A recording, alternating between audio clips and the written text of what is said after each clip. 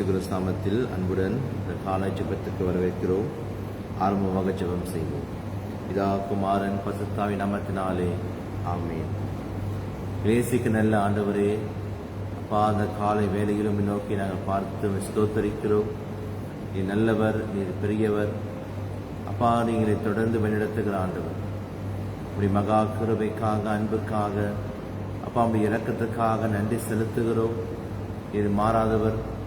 அப்பா, நன்மையான காரியம் வாக்கில் செய்கிறவர். இந்த காலை வேளையில் அப்பா, இந்த புதிய நாளை கொடுத்ததற்காக நன்றி ஸ்தோத்திரிக்கிறோம். நாம் முழுவதும் ஆண்டவர் நடத்தும்படியாய் உம்மிடத்தில் நாங்கள் அர்ப்பணிக்கிறோம். ஜெப நேரத்திலும் ஆண்டவர் எங்களோடு இருப்பதற்காக நன்றி. நாங்கள் செய்கிற காரியங்கள் அப்பா, இந்த ஜெபங்கள், துதிகள், வேத வாசிப்பு, தியானம் எல்லாமும் கேட்டதாக இருக்கட்டும். நீரை பலப்படுத்துவீராக.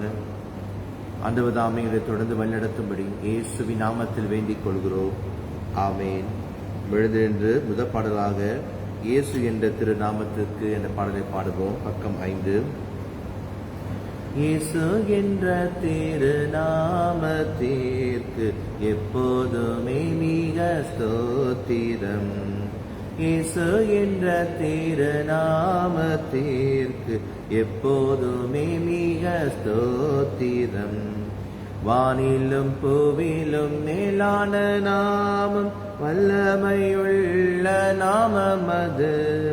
வானிலும் பூவிலும் மேலான நாமம், வல்லமையுள்ள நாமம் அது. தூய சொல்லி துதித்தீரும் நாமம் அது. தூய சொல்லி துதித்தீரும் நாமம் அது. இயேசு என்ற திருநாமத்திற்கு எப்போதுமே மிக ஸ்தோத்திரம். வேதாளம் பாதாளம் யாவையும் ஜெயித்த வீரமுள்ள திருநாமம் அது. வேதாளம் பாதாளம் யாவையும் ஜெயித்த வீரமுள்ள திருநாமம் அது. நாமும் வென்றிடுவோம் இந்த நாமத்திலே.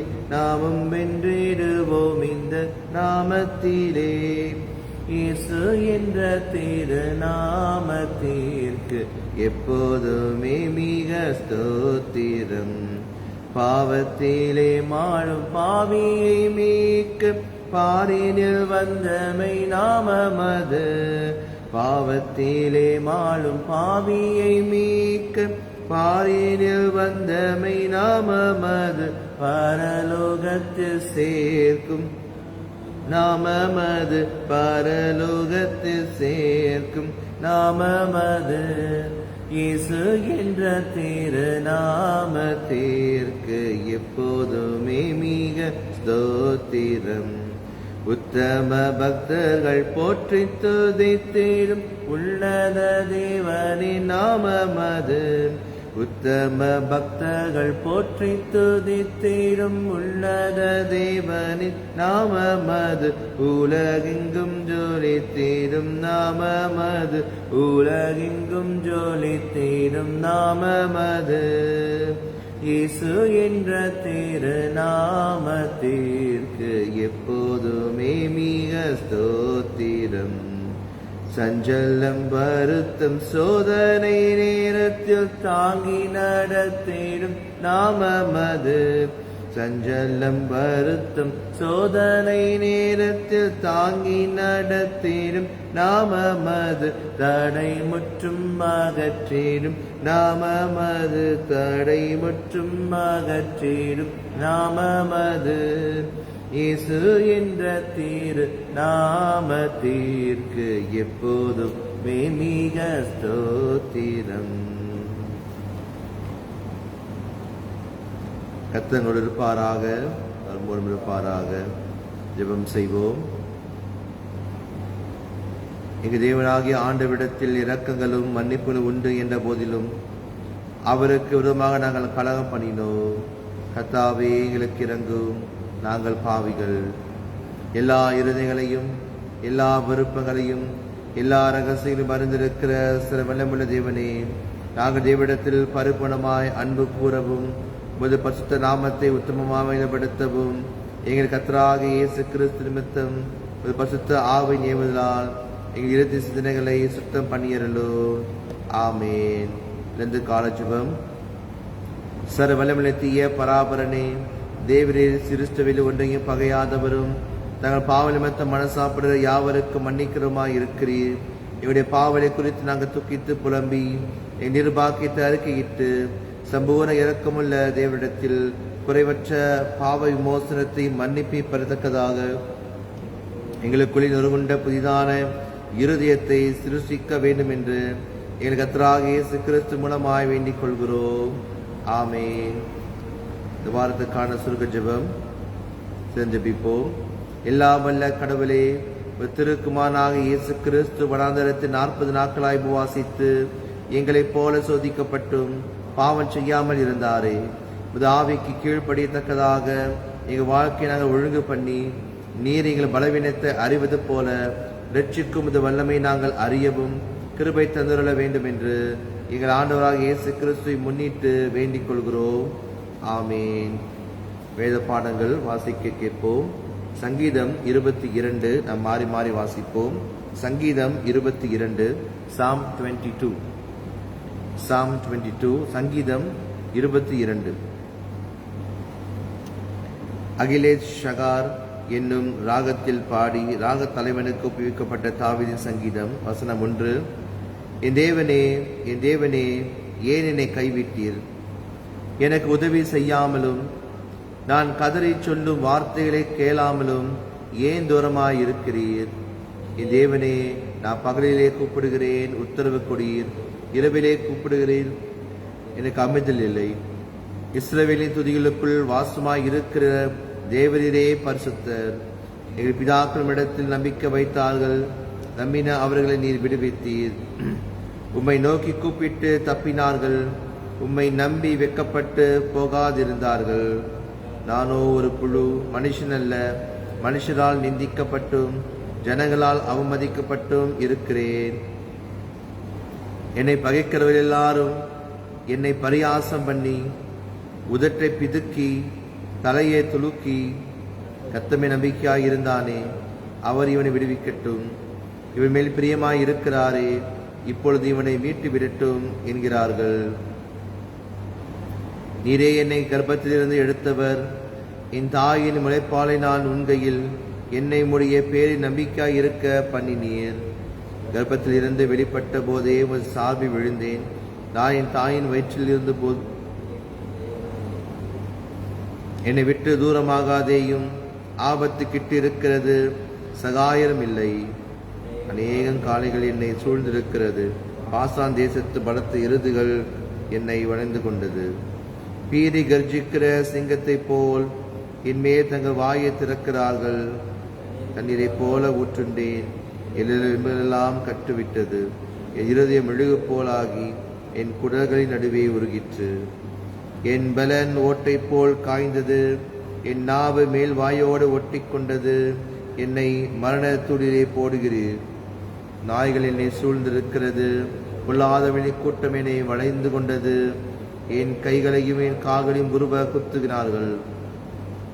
என் எலும்புகள் எல்லாம் நான் எண்ணலாம். அவர்கள் என்னை நோக்கி பார்த்து கொண்டிருக்கிறார்கள்.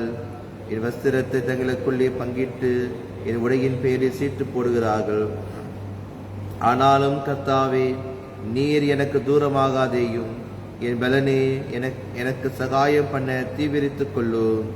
என் ஆத்துமாவை பட்டயத்துக்கும் எனக்கு அருமையானதை நாய்களின் துச்சத்துக்கும் தப்புவியும். என்னை சிங்கத்தின் வாயிலிருந்து ரட்சியும். நான் காண்டாம் மிருகத்தின் கொம்புகளில் இருக்கும்போது எனக்கு செவி கொடுத்து அருளினீர்.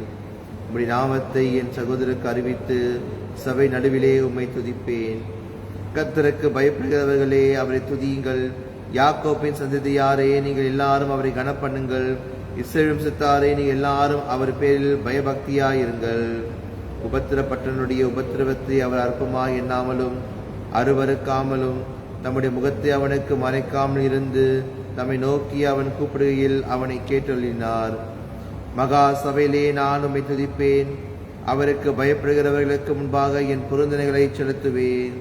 சாந்த குணமுள்ளவர்கள் புசித்து திருப்தி அடைவார்கள். கர்த்தரை தேடுவர்கள் அவரை துதிப்பார்கள். உங்கள் இருதயம் என்றென்றைக்கும் வாடும். பூமியில் எல்லாம் நினைவு கூர்ந்து கர்த்தரிடத்தில் திரும்பும். ஜாதிகளுடைய சந்ததி எல்லாம் சமூகத்தில் தொழுது கொள்ளும். ராஜ்யம் கர்த்தருடையது, அவர் ஜாதியிலே ஆளுகிறவர். பூமியின் செல்வான்கள் யாவரும் புசித்து பணிந்து கொள்வார்கள். புழுதியில் இறங்குகிறவர்கள் யாவரும் அவருக்கு முன்பாக வணங்குவார்கள். ஒருவனும் தன் ஆத்துமாவை அழியாதபடி அதை காக்கக்கூடாதே. ஒரு சந்ததி அவரை சேவிக்கும், தலைமுறை தலைமையாக ஆண்டோர் சந்ததி எனப்படும். அவர்கள் வந்து அவரே இவைகளை செய்தார் என்று பிறக்கப் போகிற ஜனங்களுக்கு அவருடைய நீதி அறிவிப்பார்கள். பிதாவுக்கும் குமாரனுக்கும் பரிசுத்த மகிமை உண்டாவதாக. ஆளும் இப்போதும் எப்போதுமான சதா கால மகிமை உண்டாவதாக. ஆமீன். இரண்டாம் பாடம், பழைய பாடம் எரேமியா 6ஆம் அதிகாரம் வசனங்கள் 22 முடியும் வரை. Jeremiah chapter 6 verses 20 to the end. எரேமியா 6ஆம் அதிகாரம் வசனம் 22 முடியும் வரை.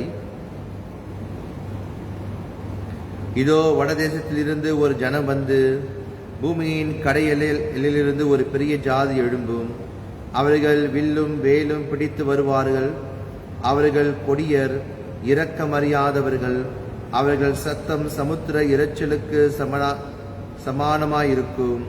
சியோன் குமாரத்தியே, அவர்கள் உனக்கு விரோதமாக யுத்தம் சன்னதராய் குதிரைகள் மேல் ஏறி அணி அணியாக வருவார்கள் என்று கர்த்தர் சொல்லுகிறார். அவர்கள் வருகிற செய்தியை கேட்டோம். நம்முடைய கைகள் தளர்ந்தது. இடுக்கணும் கர்ப்பவதிக்கு உண்டாகும் வேதனைக்கொப்பான வேதனையும் நம்மை பிடித்தது. வயவெளியிலே புறப்படாதிருங்கள், வழியிலும் நடவாதிருங்கள். சுற்றிலும் சத்ருவின் பட்டியமும் பயங்கரமும் உண்டு. என் ஜனமாகிய குமாரத்தியே, நீ இரட்டை கட்டிக்கொண்டு சாம்பலிலே புரண்டு ஒரே புத்திரனுக்கு துக்கிக்கிறது போல மனக்கசந்து புலம்பு. பாழாக்கிறவன் சடுதியாய் நம்மேல் வருவான். நீ என் ஜனத்தின் வழியை அறிந்து கொள்ளவும் சோதித்து பார்க்கவும் நான் உன்னை அவர்களுக்குள்ளே துருகமாகவும் அரணாகவும் வைத்தேன். அவர்கள் எல்லாரும் முரட்டாட்டமான அகங்காரிகளும் தூற்றித் திரிகிறவர்களுமாய் இருக்கிறார்கள். அவர்கள் வெண்கலமும் இரும்புமானவர்கள். அவர்கள் எல்லாரும் கெட்டவர்கள். துருத்தி வெந்தது, ஈயம் நெருப்பினால் அழிந்தது. புடமிடுகிறவனுடைய பிரயாசம் விருதாவாய் போயிற்று. பொல்லாப்புகள் அற்று போகவில்லை. அவர்கள் தள்ளுபடியான வெள்ளி எனப்படுவார்கள். கர்த்தர் அவர்களை தள்ளிவிட்டார். இது தேவனுடைய வார்த்தை. தேவனுக்கு ஸ்தோத்திரம் உண்டாவதாக. யோவான் 6ஆம் அதிகாரம் புதிய பாடம். யோவான் 6ஆம் அதிகாரம் வசனம் 16 27 வரை. யோவான் John chapter 6 verses 16 to 27. யோவான் 6ஆம் அதிகாரம் வசனம் 16 27 வரை. சாயங்காலம் ஆனபோது அவருடைய சீஷர்கள் கடற்கரைக்கு போய் படவிலே ஏறி கடலின் அக்கறையில் உள்ள கப்பர்நகூமுக்கு நேராய் போனார்கள். அப்பொழுது இருட்டாய் இருந்தது. இயேசுவும் அவரிடத்தில் வராதிருந்தார். பெருங்காற்று அடித்தபடியினாலே கடல் கொந்தளித்தது. அவள் ஏறக்குரிய 3 மைல் தூரம் தண்டு வலித்து போன பொழுது இயேசு கடலின் மேல் நடந்து படவுக்கு சமீபமாய் வருகிறதை கண்டு பயந்தார்கள். அவளை அவரை நோக்கி, நான் தான், பயப்படாதிருங்கள் என்றார். அப்பொழுது அவரை படவில் ஏற்றிக்கொள்ள மனதாய் இருந்தார்கள். உடனே படவு அவர்கள் போகிற கரையை பிடித்தது. மறுநாளில் கடலின் அக்கறையிலே நின்ற ஜனங்கள் அவருடைய சீஷர் ஏறின அந்த ஒரே படவு தவிர அங்கே வேறொரு படவும் இருந்ததில்லை என்றும், இயேசு தம்முடைய சீஷருடனே கூட படவில் ஏறாமல் அவருடைய சீஷர் மாத்திரம் போனார் என்றும் அறிந்தார்கள். கர்த்தர் ஸ்தோத்திரம் செய்த பின்பு அவர்கள் அப்பம் சாப்பிட்ட இடத்திற்கு சமீபமாய் திபேரியாவில் இருந்து வேறே படகுகள் வந்தது. அப்பொழுது இயேசுவும் அவருடைய சீஷரும் அங்கே இல்லாததை ஜனங்கள் கண்டு உடனே அந்த படகுகளில் ஏறி இயேசுவை தேடிக்கொண்டு கப்பர்நகூமுக்கு வந்தார்கள். கடலின் அக்கறையிலே அவர்கள் அவரை கண்டபோது, ரவி, நீர் எப்பொழுது விட வந்தீர் என்று கேட்டார்கள். இயேசு அவர்களுக்கு பிரதியுத்தரமாக, நீங்கள் அற்புதங்களை கண்டதினால் அல்ல, நீங்கள் அப்பம் புசித்து திருப்தியானதாலேயே என்னை தேடுகிறீர்கள் என்று மெய்யாகவே மெய்யாகவே உங்களுக்கு சொல்லுகிறேன். அழிந்து போகிற போஜனத்துக்காக அல்ல, நித்திய ஜீவன் வரைக்கும் நிலை நிற்கிற போஜனத்துக்காகவே கிரியை நடப்பீர்கள். அதை மனுஷகுமாரன் உங்களுக்கு கொடுப்பார். அவரை பிதாவாகிய தேவன் முத்திரித்திருக்கிறார் என்றார். இது தேவனுடைய வார்த்தை. தேவனுக்கு ஸ்தோத்திரம் உண்டாவதாக. இன்னைக்கு வாசித்த பாடங்களை தியானித்து பார்ப்போம். மறுபடியும் வீட்டில் படித்து பாருங்கள். சங்கீதம் 22, எரேமியா 6ஆம் அதிகாரம், யோவான் 6ஆம் அதிகாரம். சங்கீதம் 22 இயேசுடைய மரணத்தை குறித்து முன்குறித்து சொல்கிற ஒரு சங்கீதமாக, அல்லது இயேசுவானவர் அதிகமாய் பயன்படுத்தின ஒரு சங்கீதமாக காணப்படுகிறது. விஷயமாக இயேசுடைய கடைசி நேரங்களில் அந்த சங்கீதம் ஒரு ஏக்கத்தோடு தேவன் நோக்கி ஜெபிக்கிற ஒரு சங்கீதமாய் காணப்படுகிறது. அது பிற்பாடு சங்கீதம் முடியும் பொழுது ஒரு விடுதலை வருவதை பார்க்கிறோம், ஒரு அற்புதம் நடக்கிறதை பார்க்கிறோம். அதே போலதான் எரேமியா 6ஆம் அதிகாரத்திலும் ஆண்டவர் ஜனங்களை மன திரும்ப சொல்கிறாரு. ஆனால் ஜனங்கள் மன திரும்பாத நேரத்தில் கண்டிப்பா ஆபத்து வரும் என்று ஆண்டவர் சொல்லி முடிக்கிறதை பார்க்கிறோம். ஆண்டவர் சொன்னாரு, நீங்க மனக்கசந்து அழுது புலம்புங்க, உங்க பாவத்தை அறிக்கிட்டு மன திரும்புங்க, உங்க வழியை மாற்றுங்க அப்படி சொல்லியும் ஜனங்கள் கேளாத பட்சத்துல 30 ஆண்டவர் சொல்றாரு, கர்த்தர் அவர்களை தள்ளிவிட்டார். அவங்க தள்ளுபடியான வெள்ளி எனப்படுவார்கள். அதாவது பிரயோஜனமற்ற ஒரு மனிதராய் மாறுகிறார்கள். ஆண்டு இல்லாத வாழ்க்கையில ஒரு பிரயோஜனமற்ற வாழ்க்கையா இருக்கிறது. ஆண்டு இல்லாத வாழ்க்கையை ஆண்டவர் நம்மை தள்ளி விடுகிறார் என்று இங்க பார்க்கிறோம். யோவான் 6ஆம் அதிகாரத்தில் நாம் படிக்கும் பொழுது தொடர்ச்சியாக ஆண்டவர் அற்புதம் செய்கிறாரு. இயேசு அற்புதம் செஞ்சு அது பிற்பாடு வேற ஊருக்கு அவங்க செல்கிறாங்க. வேற ஊருக்கு போகும் பொழுது சீஷர்கள் அவங்க சென்று விடுகிறார்கள். அது பிற்பாடு இயேசுவானவர் அங்க வருகிறார். இயேசுவானவர் போகும் பொழுது அந்த நேரத்தில் பெருங்காற்று அடித்தபடினாலே கடல் கொந்தளித்தது. பெருங்காற்று வருகிறது. இந்த கதை நம்ம பல விதத்தில் படிச்சிருக்கிறோம். இந்த இடத்துல படிக்கும் பொழுது இயேசுவானவர் அவங்க படகுல போயிட்டு கொண்டிருக்கிறாங்க. இயேசுவானவர் அது பின்னால வராரு. ஆனாலும் அந்த படகு அப்படியே பெருங்காற்றினாலும் அமிழ்ந்து போகிற வண்ணமாய் அங்க இருக்கிறதை பார்க்கிறோம். உடனே இயேசுவானவர் அங்க நடந்து வருகிறாரு. நடந்து வந்துட்டு அதாவது அந்த பெருங்காற்று, அந்த ஸ்டோம் மத்தியில, பெருங்காற்று மத்தியில இயேசு நடந்து வராரு. அதை பார்த்த உடனே அந்த சீஷர்கள் பயந்தார்கள் என்று நாம் பார்க்கிறோம். யார் இது நடந்து வரா கடல் மேல? அவங்களுக்கு ஒரு நம்பிக்கை இருக்கிறது, இந்த ஆவிகள் கடல் மேல நடக்கும் சொல்லிட்டு ஒரு நம்பிக்கை இருக்கிறது. அப்ப இவர்கள் பயந்தாங்க. இயேசுவனும் இன்னும் ஆவி வர மாதிரி இருக்கு அப்படி பயந்தாங்க. அப்ப இயேசுறாரு, நான் தான் பயப்படாதிருங்கள் என்றார். இன்னைக்கு ஆண்டவர் நம் வாழ்க்கையில எல்லா சூழ்நிலையும் நடந்து வருகிறார். நாம் கஷ்டமான சூழ்நிலை கடந்து போகும் பொழுது, பெருங்காற்று அடிக்கிற ஒரு கடல் கொந்தளிப்பு, ஒரு கஷ்டமான சூழ்நிலை, நெருக்கமான சூழ்நிலை கடந்து வரும் பொழுது, இருட்டா இருக்கிற நேரத்துல இயேசுவானவர் நம்மை தேடி வருவதை பார்க்கிறோம். இன்னைக்கு உலகம் அப்படி இருக்கும் பொழுதுதான் இயேசு நம்மை தேடி வந்தார். பாவத்தில் வாழ்ந்து கொண்டிருந்த ஜனங்கள் மத்தியில இயேசுவானவர் ஒளியாக வருவதை பார்க்கிறோம். இருட்டில் இருந்த ஜனங்களுக்கு வெளிச்சத்தை கொடுக்க வந்தார். அது மட்டும் இல்லாமல் துன்பத்துல, கஷ்டத்துல, பலவிதமான கேள்விகள், பலவிதமான காரியத்தில் விழுந்து கிடந்த ஜனங்களுக்கு இயேசுவான ஒரு நம்பிக்கையாக, இயேசுவான ஒரு சத்தியமாக, வழியாக, ஜீவனாக வருவதை நாம் வேதத்தில் படிக்கிறோம். இயேசுவானவர் அப்படி அவரும் சொன்னாரு, நான் தான், பயப்படாதிருங்கள். இன்னைக்கு இயேசுதான் என்று நாம் பார்க்கிறோம். இயேசு வரும் பொழுது அவர் நமக்கு நம்பிக்கையை கொண்டு வருகிறார். இயேசு வரும் பொழுது அற்புதங்களை கொண்டு வருகிறார். இயேசு வரும் பொழுது ரட்சிப்பை கொண்டு வருகிறார். இயேசு வரும் பொழுது அங்க பயம் இல்லை, அங்க ஒரு நம்பிக்கை, ஒரு தைரியம் வருகிறதை பார்க்கிறோம். அது பிற்பாடு அவர்கள் போய் கரையில போய் அவங்க சேர்வதை பார்க்கிறோம். அது முன்னாடி கரை சேராமல் இருந்தவர்கள் இயேசு வந்த பிற்பாடு அந்த கரையில சேர்வதை பார்க்கிறோம். அப்படி என்றால் இயேசுவானவர் நம்மை கொண்டு போய் சேர்ப்பதற்காக இந்த உலகத்தில் வந்த இரட்சகராக இருக்கிறார். பரலோக நிச்சயம் மட்டுமல்ல, இந்த உலகத்தில் வாழும் பொழுது நம்மை நடத்தி கொண்டு போகிற ஒரு ஆண்டவராக, நம்மோடு வருகிற ஒரு ஆண்டவராக காணப்படுகிறார் என்று பார்க்கிறோம். அதன் பிற்பாடு இந்த அற்புதங்களை பார்த்தவர்கள், இந்த 5000 பேருக்கு ஆண்டு போஷித்தார்ல, அந்த மக்கள் மறுபடியும் இயேசுவை தேடி வருவதை பார்க்கிறோம். அப்ப இயேசு சொல்றாரு, இவங்க எங்கேயோ தேடி பார்த்து கடைசியில் கண்டுபிடிச்சிட்டாங்க இயேசுவை. உடனே இயேசு சொன்னாரு, நீங்க அற்புதங்களை பார்த்ததுனால என்ன தேடி வரல, சாப்பிட்டு நீங்க திருப்தியானதால தேடி வரீங்க. இன்னும் மிச்சம் இருக்குமா, இன்னும் அந்த 12 கூட எடுத்தாங்களே, அந்த 12 கூட என்ன ஆயிடுச்சு அப்படி யோசிக்க வந்தாலும் தெரியாது. இல்ல மறுபடியும் இயேசு அற்புதம் செய்வாரா, ஃப்ரீயா சாப்பாடு சாப்பிட்டு போவோம் அப்படி நினைச்சாங்க தெரியாது. ஆனா ஏன் சொல்றாரு, அழிந்து போகிற போஜனத்துக்காக அல்ல, நித்திய ஜீவன் வரைக்கும் நிலை இருக்கிற போஜனத்துக்காகவே கிரியை நடப்பியுங்கள். அதை மனுஷகுமாரன் உங்களுக்கு கொடுப்பார், அவரை பிதாவாகி தேவன் உத்தரித்திருக்கிறார். அப்படி என்றால் உலக பிரகாரமான போஜனத்துக்காக, உலக பிரகாரமான அழிந்து போகிற போஜனத்துக்காக மட்டும் நீங்க தேடிக்கொண்டிருக்காதீங்க. நித்திய ஜீவன் வரைக்கும் நிலை நிற்கிற போஜனம் அப்படி இருக்கிறது, அதை பெற்றுக்கொள்ளுங்கள். இன்னைக்கு ஆண்டுடைய வார்த்தை ரட்சிப்பு, ஆண்டவரை பின்பற்றும் பொழுது, இயேசு பிடித்துக் கொள்ளும் பொழுது அதை அவர் கொடுக்கிறார். அவர் விசுவாசிக்கிறவர்களுக்கு நித்திய ஜீவன் கொடுக்கிற வேதம் சொல்கிறது. அப்படி என்றால் நாம் இன்று எப்படி இயேசு விசுவாசிக்கிறோம், எப்படி ஆண்டவரை பிடித்துக் கொள்கிறோம்? தேவைகளுக்கு மட்டும்தான் ஆண்டவர் தேவைப்படுகிறாரா, அல்லது நம்ம நித்திய ஜீவனுக்காக ரட்சிப்புக்காக நம்மை அவர் நோக்கி பார்க்கிறோமா என்று ஆழ்ந்து பார்ப்போம். இஸ்ரவேல் ஜனங்கள் வெறும் தேவைக்காக மட்டும் ஆண்டவரை பார்த்து அவர்கள் விழுந்து விட்டதை நாம் பார்க்கிறோம், ஆண்டவர் தள்ளிவிட்டதை பார்க்கிறோம். ஆனால் இந்த இடத்துல இயேசுவானவர் மறுபடியும் நமக்கு நினைவுபடுத்துகிறார்.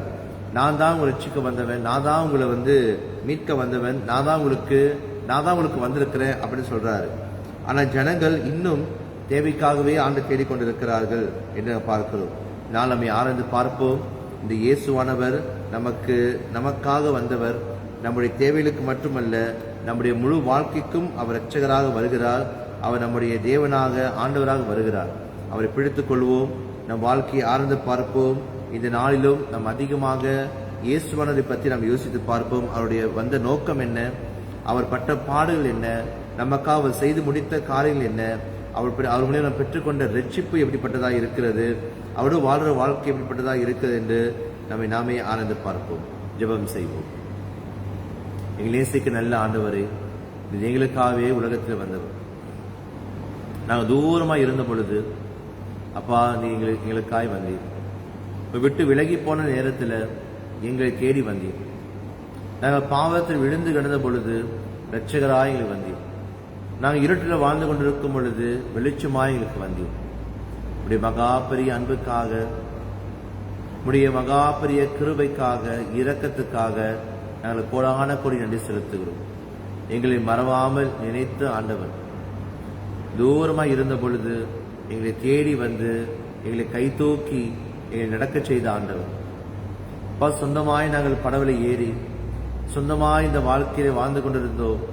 பலவிதமான சோதனையில் அகப்பட்டு பெருங்காற்று வீசி எங்களால வாழ்க்கை நடத்த முடியாத சூழ்நிலை, நாங்கள் போய் சேர முடியாத ஒரு சூழ்நிலை. எவ்வளவோ முயற்சி செய்கிறோம், ஆனால் எங்களால் நடந்து போக முடியல. எவ்வளவோ முயற்சி செய்கிறோம், எங்களால் அந்த வாழ்க்கையில ஒரு செழிப்பு இல்லை, இந்த வாழ்க்கையில் ஒரு சுகம் இல்லை, இந்த வாழ்க்கையில பலவிதமான சோதனைகள், வேதனைகள், நெருக்கங்கள். அப்பா எங்கள் இருதயம் நொறுகுண்டதா இருக்கிறது, நறுகுண்ட இருதயமாய் இருக்கிறது. அப்பா உடைந்து போய் இருக்கிற சூழ்நிலையில் அந்த நேரத்தில் எங்களை தேடி வந்தவர் நீர். எங்களை தேடி வந்தீர், எங்கள் படவில் ஏறினீர். அப்பா நான் தான் பயப்படாத என்று சொன்னீர், கரை சேர்த்தீர். உடைய மகா பெரிய கிருபைக்காக நன்றி. எங்களை நடத்தி செல்கிற நல்ல மெய்ப்பர் நீ கொடுத்த ரட்சிப்புக்காக நன்றி. நீர் கொடுத்த நித்திய வசனங்களுக்காக நன்றி. நீர் கொடுத்த கிருபைக்காக நன்றி. அப்பா வெறும் உலகத்துக்கு மட்டுமல்ல, வெறும் தேவைகளுக்கு மட்டுமே தேடாமல் எல்லா நேரத்திலும் எல்லா சூழ்நிலையிலும் உண்மை நாங்கள் பிடித்து கொண்டு உம்மோடு நடக்கிற பிள்ளைகளாய் நாங்கள் காணப்பட ஆண்டை வழி நடத்துவீராக. இந்த கால வேளையில் எங்களை முற்றுமாய்மை கருத்தில் வைக்கிறோம். ஆண்டவர் எங்களுடைய குடும்பங்களை ஆசீர்வதிப்பீராக, எங்கள் வேலைகளை ஆசீர்வதிப்பீராக, பிள்ளைகளுடைய படிப்புகளை ஆசீர்வதிப்பீராக. வீட்டில் இருக்கிற பெரியவர்கள் சிறு பிள்ளைகளும் கருத்தில் வைக்கிறோம். சுகத்தின் பலத்தையும் கொடுத்து அவரை பராமரித்துக் கொள்ளும்படியாக ஜெபிக்கிறோம். அப்பா வேலைக்கு சென்று கொண்டிருக்கிறவர்கள் ஆயத்தமாய் கொண்டிருக்கிற ஜெபிக்கிறோம். வேலையில அவர்களை பொருட்படுத்திக் கொள்ளுங்க. நல்லா உற்சாகமாக வேலை செய்யவும், வேலையில உயர்வை கொடுக்குமா ஜெபிக்கிறோம். அப்பா படிக்கிற பிள்ளைகளுக்கு விசேஷ ஞானத்தை கொடுத்து எல்லாவற்றிலும் முதன்மையாக இருக்க, முதலிடத்தில் இருக்க எங்களை பிள்ளைகளை ஆஸ்வதிப்பீராக. இந்த நேரத்தில் எங்களை முற்றுமாய் எங்களை காலத்தில் வைக்கிறோம். ஆண்டவதாமே எங்களை பொருட்படுத்திக் கொள்வீராக. நான் முழுவதும் எங்களை நடத்துவீராக. இயேசுவின் நாமத்தில் வேண்டிக் கொள்கிறோம். ஆமென். கர்த்தருடைய ஜெபத்தை நாம் சேர்ந்து சொல்லுவோம். பரமண்ணில் இருக்கிற எங்கள் பிதாவே, உம்முடைய நாமம் பரிசுத்தப்படுவதாக, உம்முடைய ராஜ்யம் வருவதாக, உம்முடைய சித்தம் பரமண்டலத்திலே செய்யப்படுகிறது போல பூமியில் செய்யப்படுவதாக. அன்னன்னுள்ள எங்கள் அப்பத்தை எங்களுக்கு இன்று தாரும். எங்களுக்கு விரோதமாய் குற்றம் செய்கிறவர்களுக்கு நாங்கள் மன்னிக்கிறது போல எங்கள் குற்றங்களை எங்களுக்கு மன்னியும். எங்களை சோதனைக்குள் பிரவேசிக்க பண்ணாமல் தீமையென்று எங்களை ரட்சித்துக் கொள்ளும். ராஜ்யமும் வல்லமையும் மகிமையும் என்றென்றைக்கும் உம்முடையவைகளே. ஆமீன். நாம் எழுந்து நின்று ஒரு பாடலை நாம் பாடுவோம்.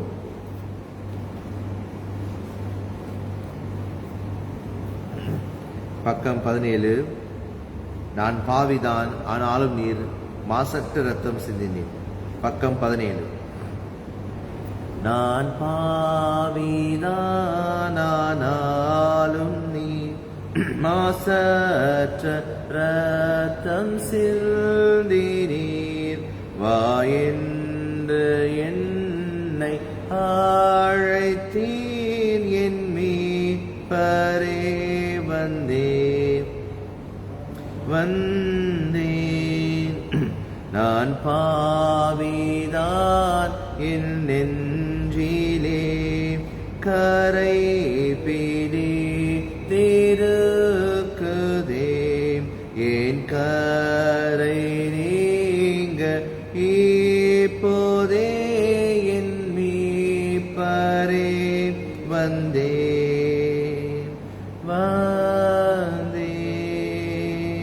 நான் பாவிதான், பயத்தினால் அலைந்து பாவ பாரத்தால் அமிழ்ந்து மாண்டு போவதால் என் மீட்பரே வந்தேன்.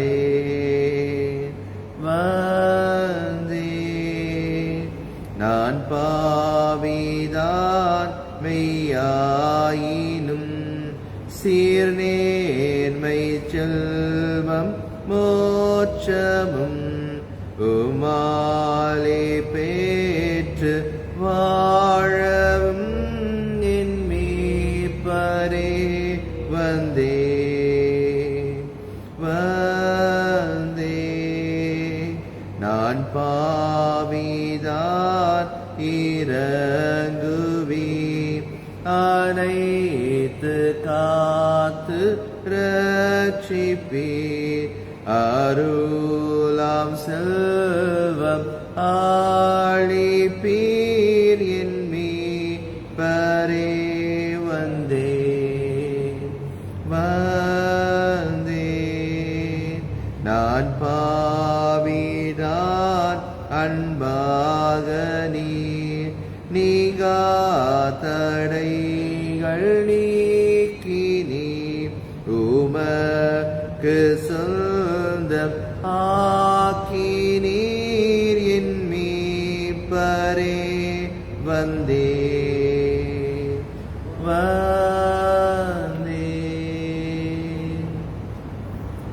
நேசிக்க நல்ல ஆண்டவரே, இந்த கால வேளையிலும் எங்களை முற்றுமாய் கரத்தில் அர்ப்பணிக்கிறோம்.